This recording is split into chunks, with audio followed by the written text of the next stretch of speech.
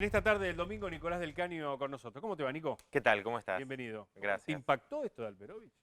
Mirá, yo vi, digo, más allá de todo lo que uno conoce de su gobierno anterior en Tucumán y todo, también vi el trato completamente misógino, machista a una colega, una periodista en un programa en vivo, ¿no? En la televisión de Tucumán. Así que bueno, veremos qué sucede con esta denuncia, ¿no? Pero es muy grave, por supuesto. Qué difícil para la corporación política, ¿no? Que hace muchísimo por estar a tono con el momento cultural, con el tema de la igualdad y demás, tener que decidir estas cosas, ¿no? Me parece que faltan repercusiones. Yo no escuché muchas repercusiones en las redes sociales el viernes, del viernes al sábado, de políticos que salieran, ¿no? a tomar partido, ¿no? No, bueno, por eso creo que acá hay que tener en cuenta que hay una impunidad muy grande también sobre todos estos personajes. Yo digamos, por lo menos nosotros que somos de izquierda, que somos una fuerza de trabajadoras, de trabajadores, no nos consideramos parte de esta corporación política, ¿no? Entonces, nuestras bancas, los cargos que conquistamos están en función de otros intereses, ¿no? Es Entonces, verdad bueno, eso, la izquierda siempre ha demostrado síntomas de austeridad y demás cuando han llegado a ocupar un escaño, ¿no? Ya sea en la sí. legislatura o en el Congreso. No, y me parece que bueno, todo esto tiene que ser, por supuesto, investigado a fondo, pero tiene que cumplir un papel muy importante todas las organizaciones de mujeres, ¿no? Que vienen siendo protagonistas de un gran movimiento en la Argentina y la realidad de lo que sucede con la violencia de género es terrible y además que vemos constantemente, ¿no? El último eslabón de esa violencia, que son los femicidios constantemente, ¿no? que se dan en la Argentina. Entonces, me parece que tiene que haber una investigación a fondo y el papel, como te digo, de las organizaciones de mujeres es muy importante, porque también la justicia muchas veces juega, una justicia patriarcal, Sí, todavía. juega Todavía. a favor de abusadores y en muchos casos ha sucedido eso, ¿no? Nico, ¿estás esperando el 10 de diciembre? ¿Cómo ves al país?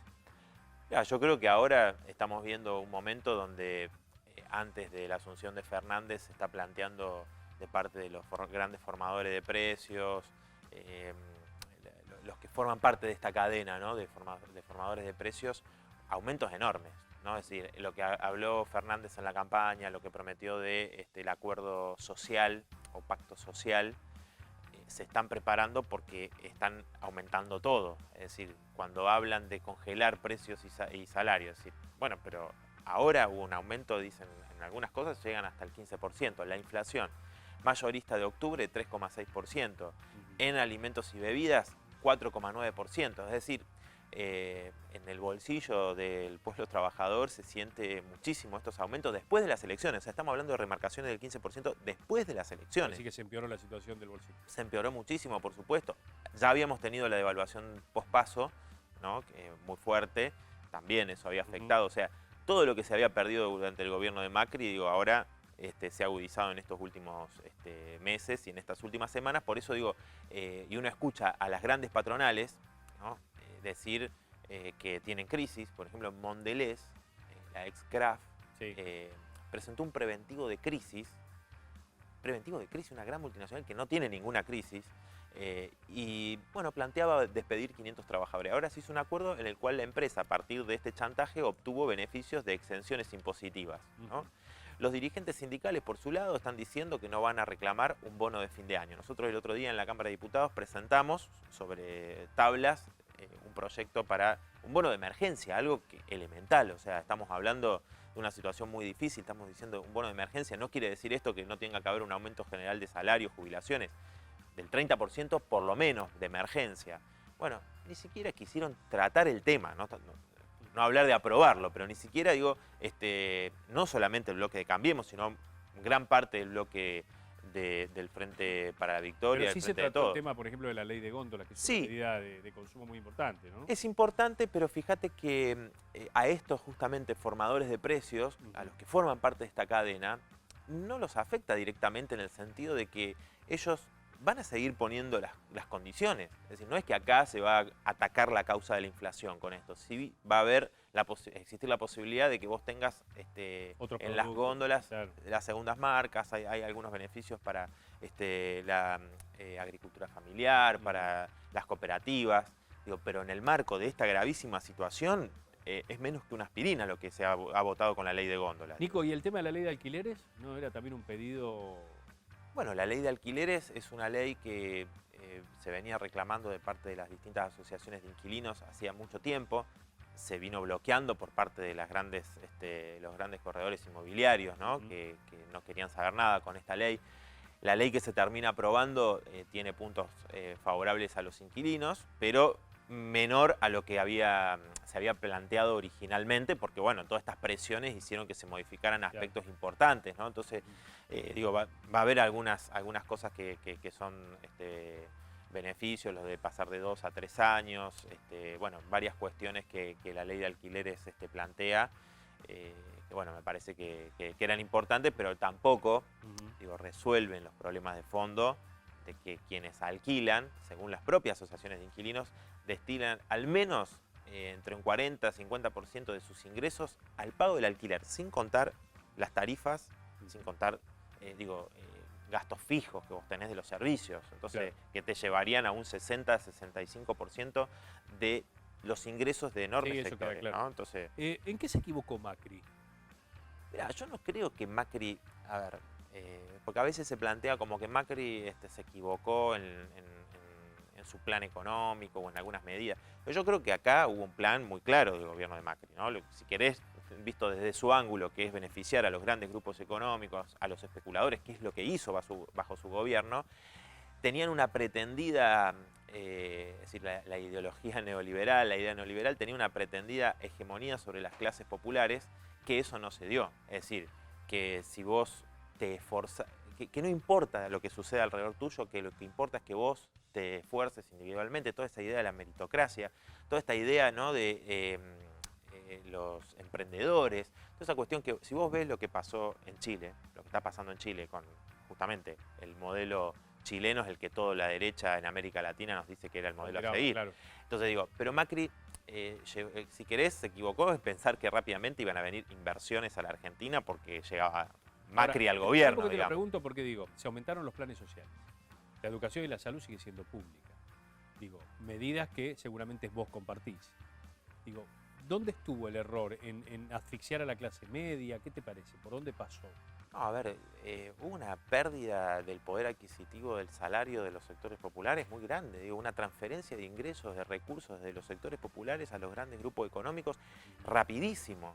Y un endeudamiento que hipoteca a futuras generaciones, que nosotros venimos insistiendo con este tema del endeudamiento durante todo el debate, los debates presidenciales, en la campaña previamente a eso y claro, ahora pero también. El gobierno de Macri te dice, esa deuda se contrajo para pagar vencimientos que había suscrito el gobierno kirchnerista. Por eso No. Acá hubo un endeudamiento que si vos tomás todo lo que se fue en fuga de capitales, por ejemplo, en 2018, todo lo que nos dio el Fondo Monetario Internacional a Argentina, se lo llevaron. Así como entró, salió por otra ventanilla. Es decir, fue financiar la fuga de capitales de los especuladores gran parte de ese endeudamiento. ¿Y pensás que Alberto Fernández tiene margen para cambiar ese paradigma a partir del 10 de diciembre? Yo creo que, a ver, si volviendo a lo del acuerdo social, si vos pones en una mesa a los mismos grandes empresarios, banqueros, que son los que han gobernado con Macri, saqueando el bolsillo de las mayorías populares, y son los que van a tener el poder de decisión. Si pones a los mismos dirigentes sindicales de la CGT, que hasta ayer estaban con Macri, o sea, llegaron a sentarse a negociar la reforma laboral con Mauricio Macri, es decir, quitarle derecho a los trabajadores, flexibilizar aún más el trabajo. Entonces me parece que ahí no va a salir nada bueno.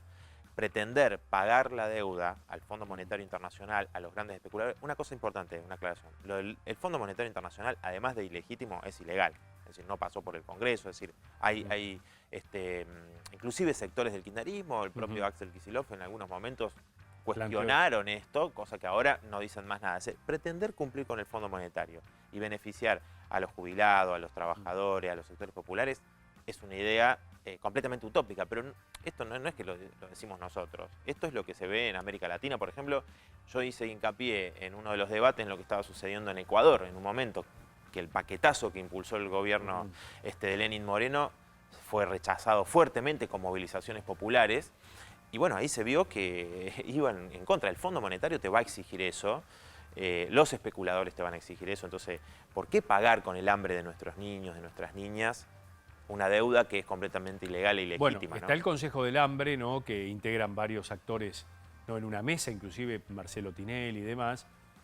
Hay como un proyecto de establecer como una tarjeta para que la gente pueda acceder a los insumos básicos y demás. Es decir, que se está atendiendo, me parece, yo creo que, mira, por lo menos en esta preparación, en esta transición. Yo creo que ahora lo que hay que ver las medidas, digo, ¿no? Pero si uno va viendo estos movimientos, ¿no?, y ve lo que sucede alrededor en América Latina, te vas a dar cuenta que ahí es difícil que se pueda conseguir algo a favor del pueblo trabajador. O sea, las movilizaciones que se están viendo en Ecuador, lo que vimos, lo que estamos viendo en Chile, en Colombia ahora, demuestran que son los trabajadores, los sectores populares, con la movilización, bueno, en Chile hay un levantamiento enorme, los que pueden conquistar cosas realmente, porque del otro lado tenés el golpe en Bolivia.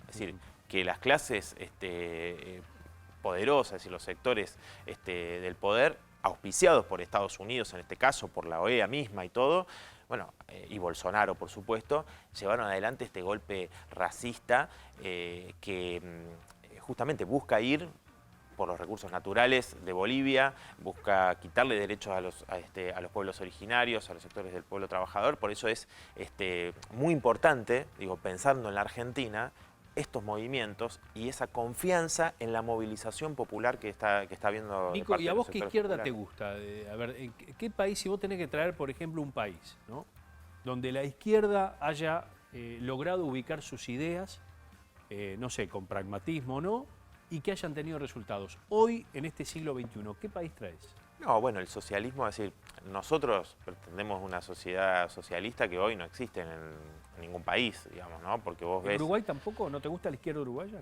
No, a ver, no es como nosotros lo planteamos, es decir, una sociedad donde la administración de todos los recursos esté en manos del pueblo trabajador, organizado. No, sería lo más lógico justamente, ¿no? Que todos los recursos, que toda la riqueza social esté puesta en función de los intereses de las mayorías y no en función de un pequeño puñado de grandes empresarios, de banqueros, que es como sucede actualmente. Y eso es lo que estalló en Chile. Es decir, en Chile estalló eso. El modelo que Piñera dijo que era un oasis Chile, meses antes de esta rebelión popular, te demuestra lo terrible. Es decir que... Está bien, pero había gobernado Bachelet también, que es una dirigente por eso mismo. Por eso mismo. ¿Por qué? Porque la continuidad de los pilares heredados de la dictadura de Pinochet, en lo económico y en muchos aspectos, digamos, bueno, la misma Constitución, ¿no? Han hecho que se asentara esta enorme desigualdad que hoy está en un país que no tiene ni salud pública ni educación pública. Entonces, si vos vas a fondo, ¿no? Es decir, por ejemplo, en Bolivia, el gobierno de Evo Morales creó la ilusión de que se podía mantener el Estado capitalista con sus fuerzas armadas, que él mismo dijo, nosotros armamos, le dimos dinero, le dimos armamento, todo, y ahora lo usan contra el pueblo. Es que esa es la función que cumplen las Fuerzas Armadas en este sistema social. Me gustaría que me digas por qué un líder como Evo Morales, que logra un capitalismo social, ¿no?, que logra una reorganización de los recursos a favor del pueblo y demás, y que se convierte de alguna manera en un referente de la región, hasta se llevó bien con Macri, por ejemplo, ¿no?, en todos estos años. ¿Qué le pasa a esos líderes que comienzan a vulnerar las instituciones para quedarse, ¿no? El tema de la Constitución, el tema del referéndum. Digo, ¿qué pasa con esos liderazgos de poder, Nico? Bueno, mirá, yo creo que hay justamente el no basarse en el poder de los trabajadores, de los campesinos, de todos los sectores populares, bueno, lleva, en este caso, lo que sucedió en Bolivia, ¿no? Después fue utilizado eso como excusa por parte de los golpistas, está bien, eso de Camacho. Digo para dejarlo claro. Digo que a eso te lleva el hecho de que Bolivia no había, vos lo decís, había capitalismo claramente, ¿no? Entonces, el no basarte en el poder de los trabajadores, de los campesinos, los sectores populares, sino que se fue enemistando también Evo Morales con distintos sectores, ¿no? Que eran parte de su base de sustento. Pero eso no le pasó solamente a Evo Morales, pasó en Brasil, cuando Dilma Rousseff asumió, llevó adelante un fuerte ajuste, ¿no? Y eso fue erosionando la propia base del PT. Hasta Lula dijo, hicimos lo que habíamos prometido no hacer, que es un ajuste. Claro. ¿No? Se llevó adelante un ajuste que fue erosionando esa base de sustento. Lula venía bien, el tema del hambrecero, la favela, todo. Y Dilma... No es nuestro modelo, digo, claro. Pero te quiero decir que ahí, ¿por qué no es nuestro modelo? Porque justamente lo que hizo el PT en Brasil fue mantener los pilares fundamentales del neoliberalismo y de los grandes grupos económicos. Digo, entonces, nosotros lo que planteamos es, en esta situación, inclusive América Latina, y no solo América Latina, fíjate que la ola de protestas es a nivel internacional, ¿no? Lo que vemos en Hong Kong, ahora viene una huelga general en Francia, que tuvieron los chalecos amarillos fuertes movilizaciones, lo vimos en Cataluña, en otros lugares como el Líbano, Sudán, Irán, Irak. Bueno, en todo el mundo se está dando una ola de protestas muy fuertes porque el capitalismo, yendo a lo que vos decías del modelo, ¿no? El capitalismo tiene una fuertísima crisis que no puede resolver. Entonces, esta nueva ola de protestas, que algunos llaman una nueva primavera de los pueblos, para nosotros tiene que encontrar un camino, ¿no? Para que los trabajadores se hagan del poder de un nuevo tipo de Estado, para generar un nuevo orden, porque fíjate que acá se habla mucho, los golpistas, inclusive en Bolivia dicen, no, hay que pacificar el país, ahora han hecho un acuerdo con el MAS de Evo Morales, que y han convocado elecciones. Lamentable, porque eso es justamente reconocer a los golpistas. En Chile se habla de este acuerdo parlamentario, que allá a la rosca le llaman la cocina parlamentaria, un acuerdo donde la derecha tiene poder de veto, donde no van a poder votar los más jóvenes que han sido protagonistas de estas jornadas de movilizaciones, bueno, donde sigue Piñera, entonces, y hablan también de la pacificación. Es decir, para nosotros es difícil que haya paz mientras siga existiendo esta enorme injusticia, esta gran desigualdad y un nuevo orden con una paz verdadera puede existir si existe una igualdad real, ¿no? ¿Y ese nuevo orden tiene a la izquierda en una actitud pragmática o radicalizada, Nico? ¿Cómo imaginas? Vamos a centrarnos en Argentina. ¿El kirchnerismo es un partido de izquierda para vos? No, creo que está claro que no, son peronistas, no son de izquierda.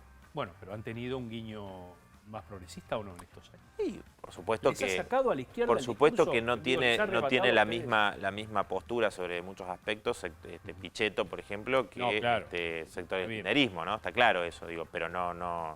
¿Pero les ha arrebatado ellos no un poco se consideran el de discurso izquierda. a la izquierda el kirchnerismo? Yo creo que no. Creo que si vos ves lo que sucedió en esta elección, donde nosotros creo que nos afectó el hecho de que la elección de octubre fue casi un balotaje, digamos, Claro. y la de agosto fue una primera vuelta. Claro. Digo, esto no dicho por nosotros, sino por todos los analistas, porque muchos sectores de izquierda o que tienen muchas cosas que comparten con nosotros, quizás tuvieron más una idea de un mal menor, ¿no? Porque también se va generando esta idea, que es lo que nosotros creo que tenemos que contrarrestar muy fuertemente, esta idea de que hay que tratar de ponernos todos de acuerdo, ¿no? Entonces, ahora vienen los empresarios y dicen, bueno, como hay crisis hay que hacer un esfuerzo, entonces todos nos tenemos que poner de acuerdo y los trabajadores tienen que también... Pero más esfuerzo del que... claro. Los trabajadores estos 4 años son los que perdieron. Ahora hay que recuperar. Para recuperar eso, no te lo va a dar una mesa de negociación, te lo va a dar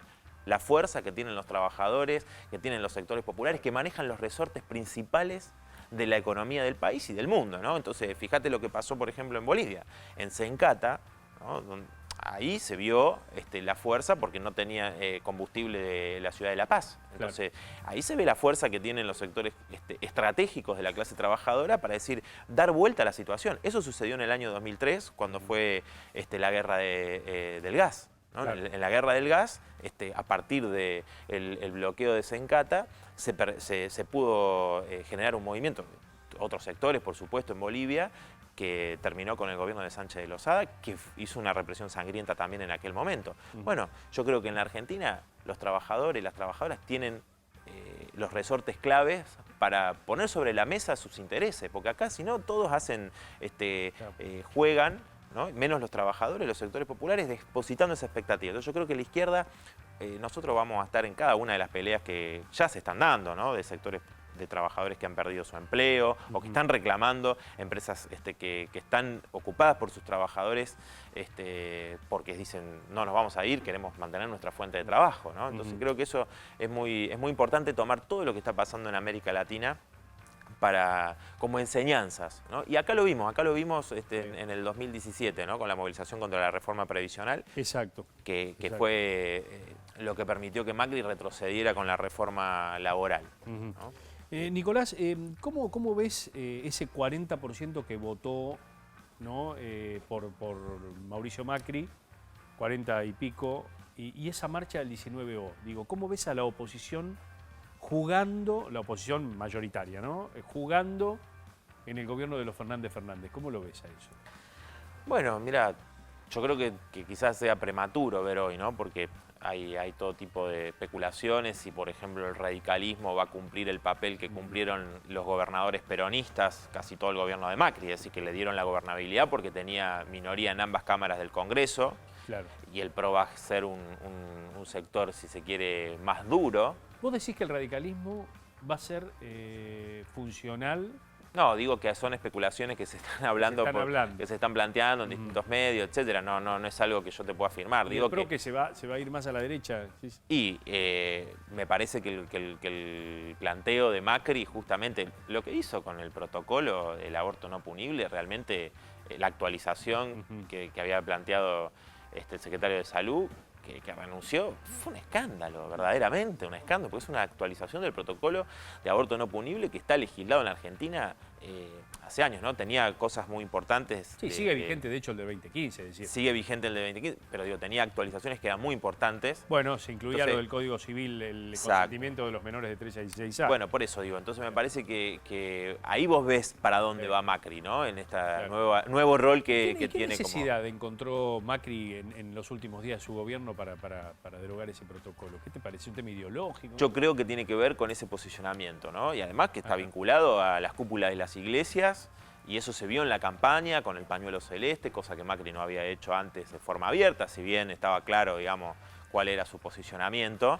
En forma tan abierta no lo había planteado anteriormente a la campaña de octubre, ¿no? Que fue una muestra clara esto, que cómo se va Macri ahora, es una muestra clara de hacia dónde creo que quiere reorientar como líder de la oposición, si es que lo logra, digo, porque igualmente, por eso digo, hay mucha... Igualmente es raro, porque también vos tenés a Fernández, que se ha sentado con la iglesia en varias mesas con el tema de lo social, del hambre y demás, y después termina diciendo que él va a habilitar el aborto durante su gobierno, como lo habilitó Macri, paradójicamente. Entonces, es rarísimo esto que pasó, ¿no? con el tema del protocolo. Ahí sí, también digo, hay mucha... de que a alguien se le escapó, porque el boletín oficial, ¿por dónde pasa? Por legal y técnica. Es decir, hay filtros legales y técnicos para antes de la publicación. Es muy raro, ¿no? No, bueno, por eso creo que tiene que ver con este posicionamiento. Y fíjate, Macri ya en el 2018, cuando se da la discusión del aborto, ya hubo una fuerte demagogia. Porque había un movimiento muy fuerte de las mujeres en las calles, que fue realmente lo que abrió ese debate. Y hizo demagogia, me refiero a que después se tejieron todos los lobbies vinculados a las cúpulas de las iglesias para impedir que se aprobara en el Senado, digo, ¿no? Claro. Entonces, y eso es transversal a todos los bloques, a excepción del Frente de Izquierda, que es, como vos sabés, tenemos una postura muy clara y de forma unánime a favor del derecho, porque nos parece, es decir, siempre luchamos por el derecho al aborto, no es algo que nuevo para nosotros, ¿no? ¿Cuánto hace que haces política? Y hace muchísimo tiempo, desde que tengo 39 años, desde que tengo 40. 15 años. Desde los 15 años, que en la facultad arrancaste. Arranqué en el colegio secundario porque, bueno, ya en aquel momento yo soy de Córdoba, después me fui a vivir a Mendoza, donde fui electo diputado, pero en el colegio empezaron a hacer política. Cosas, sí. Decime, y en lo que se ha dado en llamar en la política el teorema de Baglini, ahora que estás sentado en una banca y que te faltan algunos años todavía para estar ahí, seguramente tendrás más proyectos dentro del espacio.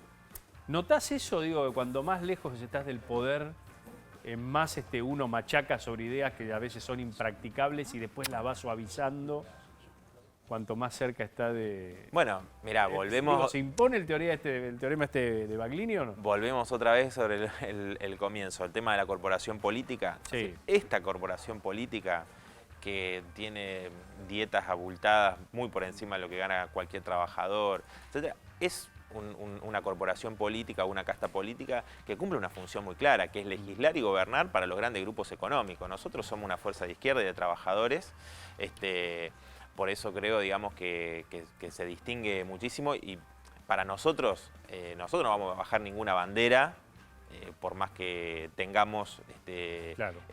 Me parece que ahí no entramos en esa cuestión. Lo del teorema de Baglini sí va para muchos que, por eso yo te decía, muchos cuestionaban, por ejemplo, el tema del endeudamiento, ¿verdad? Y ahora se callan Claro. la boca. Imagínate que yo soy Alberto Fernández, sin bigote, estoy acá sentado, y vos me tenés que sugerir de todo este menú de ideas que tenés, ¿no? Que están ligadas a tu ideología y demás, me tenés que sugerir para mi futuro gobierno. ¿Qué me decís?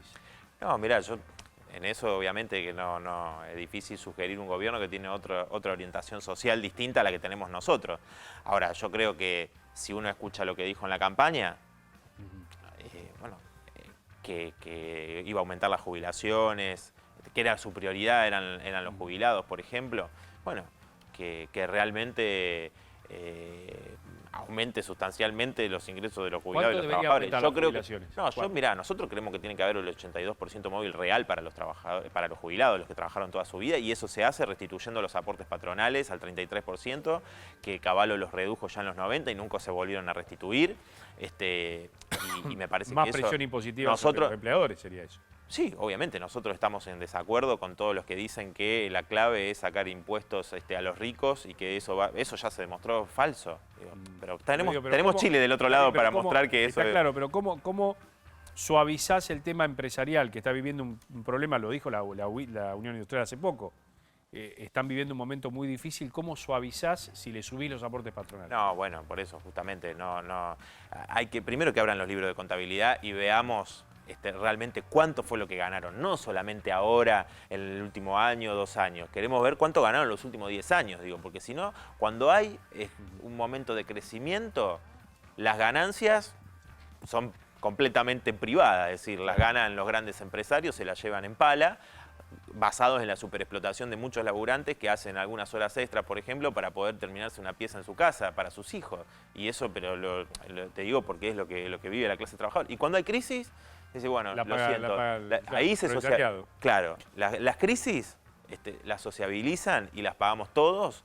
Bueno, no puede ser así. Lo que pasa es que todos sabemos que en Argentina, en esta Argentina del péndulo, necesitas del empresariado. Es decir, vos necesitas del empresariado. Entonces, ¿cómo fijás reglas claras? ¿Con un Estado que intervenga más? ¿Cómo lo haces? Por eso, nosotros tenemos una perspectiva socialista. Ahora, en las medidas urgentes, hay que beneficiar a la gran mayoría del pueblo que ha sido la que ha sido perjudicada en estos 4 años. Lo primero que hay que hacer es recuperar lo que se perdió en estos 4 años. Entonces, recuperar las jubilaciones, los salarios de los trabajadores y las trabajadoras. Me parece que eso es fundamental. Poner recursos en la educación, porque vos decías, la educación en Argentina es pública. Sí, es verdad, hay una conquista histórica gracias a la lucha de todo el pueblo, de los trabajadores de la educación, de los estudiantes. Ahora, hay un deterioro enorme, que no es solo de este gobierno, está claro, ¿no? En lo que hace a la infraestructura, los mismos salarios docentes que son magros. Muchas veces el macrismo ha puesto como ejemplo Finlandia. Bueno, pero en Finlandia el 100% de la educación es pública. Claro. Hay solamente un 2% de pobreza infantil. En Argentina vos tenés los niños, niñas y adolescentes, más de un 50% que están por debajo del límite de pobreza. Los salarios de los docentes son el equivalente a más de 100.000 pesos en la Argentina. Bueno, a ver si ese es el modelo. Sí, bueno, lo que te quiero decir es que hay que apuntar el tema de la salud pública. Sí. También hay un deterioro enorme, lo que cuestan los remedios, o sea, inalcanzable para muchos jubilados, para muchos trabajadores, sectores populares. Y me parece que hay que apuntar a resolver esos problemas y que los recursos tienen que ir ahí y no a la deuda, a los especuladores, a seguir beneficiando. ¿Por qué las exenciones impositivas son para los grandes empresarios? ¿Qué va a pasar con las tarifas, por ejemplo? Porque voy a decir los empresarios, los pequeños empresarios. ¿Qué va a pasar con las tarifas? Bueno, las tarifas es clave. Bueno, dice que se van a revisar en los primeros 100 días, ¿no? O sea, el problema que tiene un empresario pyme fundamentalmente no es que el gasto laboral de sus trabajadores. El principal problema son las tarifas. ¿Qué se va a hacer con las tarifas? Y en este esquema, ¿vos qué sugerís? ¿Que debería nuevamente la Argentina entrar en default? para poder el Estado atender todos esos A ver, nosotros no planteamos, es decir, porque default se ve como un default como fue el 2001, ¿no? Es decir, donde en realidad después eso se descarga sobre los trabajadores. Claro. Nosotros planteamos un conjunto de medidas, ¿no? Que, por supuesto, incluye el no pago de una deuda ilegal, ilegítima y fraudulenta, y que todos esos recursos, como lo mismo tiene que ver con la nacionalización de la banca que hemos explicado en la campaña para terminar con la fuga de capitales, hay una serie de planteos que nosotros hacemos para que todos esos recursos estén en función de los intereses de las grandes mayorías. Es decir, no es que nosotros decimos, bueno, como una medida aislada, como fue en el 2001, que fue el default de los capitalistas. Nosotros planteamos otra cosa, que es un repudio a la deuda y reorganizar la sociedad sobre nuevas bases, que es justamente desde los intereses de la mayoría del pueblo, ¿no? ¿Qué visión tenés de la justicia, ¿no? Con respecto a las causas de corrupción y demás? Mirá, nosotros creo que hemos sido claros con esto, ¿no? Tenemos un planteo que apunta a que los jueces dejen de ser esta casta privilegiada que cuando asume un gobierno se acomodan al poder de turno, digo, ¿no? Entonces vos ves que todas las causas van para funcionarios del gobierno anterior. Y así sucesivamente, ¿no? Entonces, me parece que los jueces tienen que ser electos por el voto directo del pueblo, que tienen que cobrar lo mismo que lo que cobra un trabajador, una trabajadora, un docente, que tienen que ser revocables, no puede ser que sean vitalicios, ¿no? Sobre todo en la justicia federal, digo, y que se tiene que haber una mirada popular de la justicia, por eso queremos los juicios por jurados populares, Es ¿no? todo un debate el tema de lo vitalicio de los jueces. Viste que la Constitución es medio ambigua en ese aspecto, ¿no? Porque te fija el límite de 75 años, pero después hubo una acordada. No, es medio raro el tema de lo de la edad de los jueces, ¿no? Bueno, por eso, digo, Ahí- obviamente nosotros creemos que hay que Sí. hacer reformular muchísimas Sí. cosas, por eso hemos planteado también una asamblea constituyente, ¿no? Pero digo, me parece que en el tema de la justicia hay que apuntar a desandar esta estructura que existe actualmente, donde tenés una casta privilegiada realmente enorme, ¿no? Ujú. Nicolás, ¿cómo imaginás la dinámica en la Cámara de Diputados, ¿no? Para el tiempo que se viene? Digo, con, por ejemplo, Máximo Kirchner manejando el bloque del Frente de Todos. ¿Ustedes cuántos diputados tienen?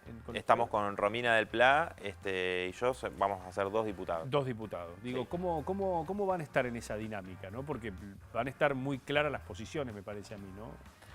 Mira, nosotros creo que desde nuestro punto de vista vamos a defender las posiciones que hemos defendido siempre, no solo dentro del Congreso, sino también en la calle, en las movilizaciones, en la organización de las trabajadoras y trabajadores, los jóvenes. Me parece que la dinámica todavía no está claro cómo va a ser. Sí, tenemos una mayor concentración, si querés, en dos megabloques, que por ahora no tiene la mayoría, sí va a tener el quórum aparentemente. Sí, tenés componentes progresistas en los dos bloques. Tenés el radicalismo por un lado, tenés el kirchnerismo por el otro. Digo, tenés como para acoplarte. No, digo, hay cosas que, por eso digo, a ver, por ejemplo, el tema del aborto, hubo, así como transversalmente en los bloques mayoritarios están los sectores más conservadores, etcétera, también sectores que están a favor. Digo, el tema de la educación sexual integral también el otro día se planteó, nosotros votamos a favor con sectores del radicalismo, sectores del kirchnerismo, etcétera, como en otros casos sucedió bajo el gobierno de Macri, en lo que hace a la ley que limitaba los tarifazos, donde hubo una confluencia con otros bloques, etcétera. Pero digo, uno puede coincidir puntualmente en distintas cosas en la Cámara de Diputados. Lo fundamental para nosotros va a ser cómo los trabajadores y los sectores populares retoman la confianza en su propia fuerza, porque si no, como lo dijimos siempre, ¿no?, en la campaña, si los trabajadores no son los que imponen las condiciones, la van a terminar imponiendo los grandes grupos económicos, y por eso es tan peligroso esto de la mesa del acuerdo social, ¿no? Muchas gracias, Nicolás. No, por gracias favor. por tu presencia. Gracias a vos. Gracias Más a vos. información ahora en Código Penal.